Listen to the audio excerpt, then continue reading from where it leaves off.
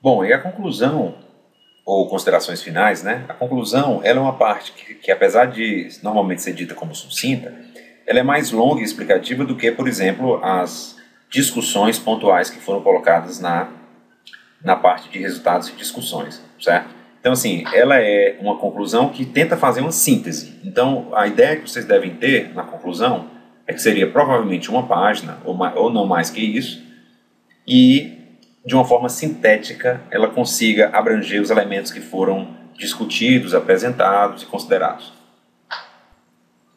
Em seguida, nós temos a parte das referências, de apêndices e anexos. Então é importante que você não esqueça de organizar já as referências desde o início.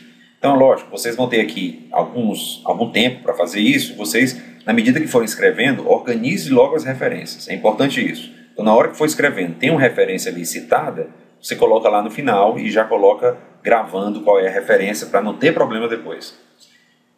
Para não ter problema de que tipo?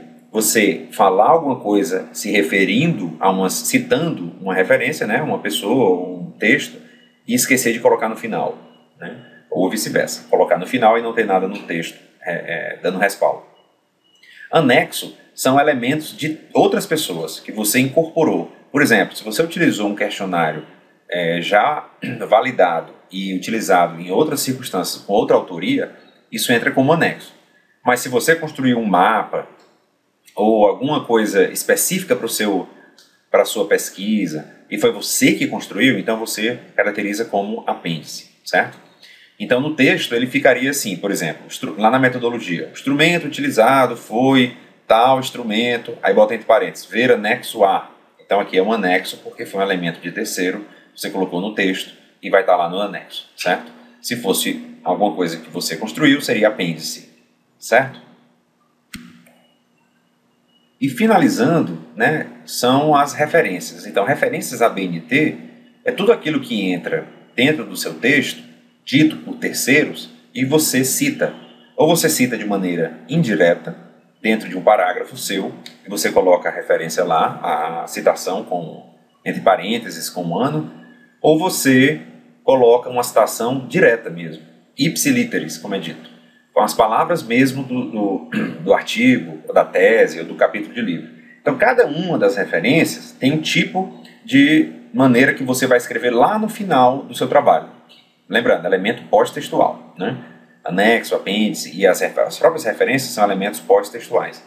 Então, tem essa questão de negrito, ser o título da revista, quando for o caso de artigo, o autor tem que ser maiúsculo, e as outras informações, local e tudo, vai depender do tipo de material que você está tratando. Se for um artigo, se for uma tese ou dissertação, tem o seu estilo aqui, ó.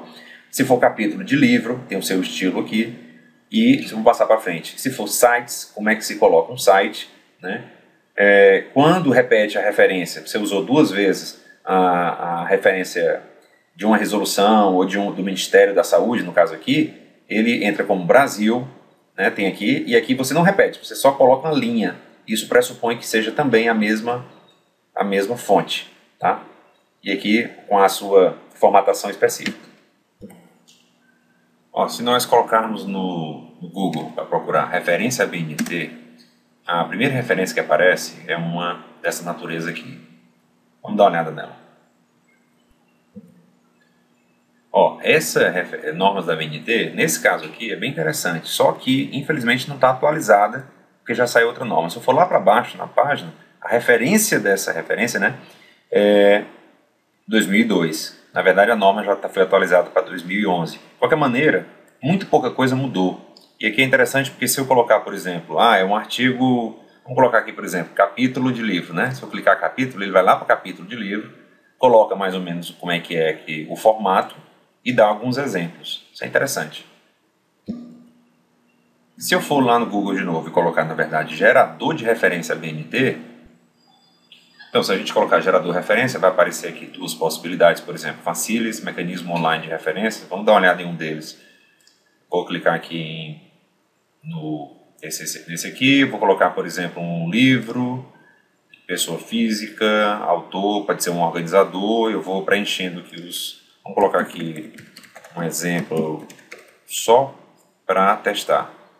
Não vou colocar edição nenhuma, título Fisiologia, subtítulo nenhum, ano 2013, né? E ok, gerar referência, o campo editor é obrigatório, então deixa eu ver aqui a editora, onde é que está.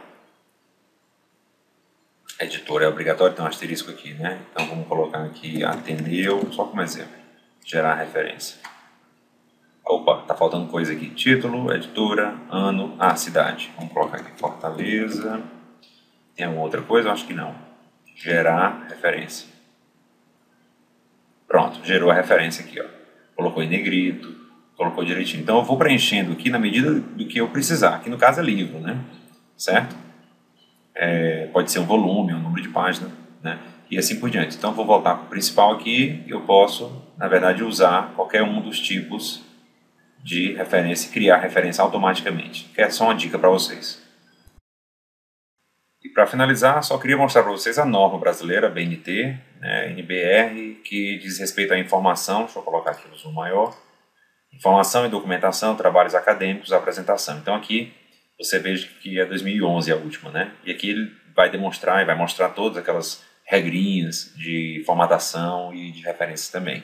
Referência, se não me engano, é outra norma já, tá certo? É só para ilustrar aquilo que a gente fala e basear e dar referência daquilo que a gente está falando também, ok? Então é isso, pessoal. Obrigado, até mais.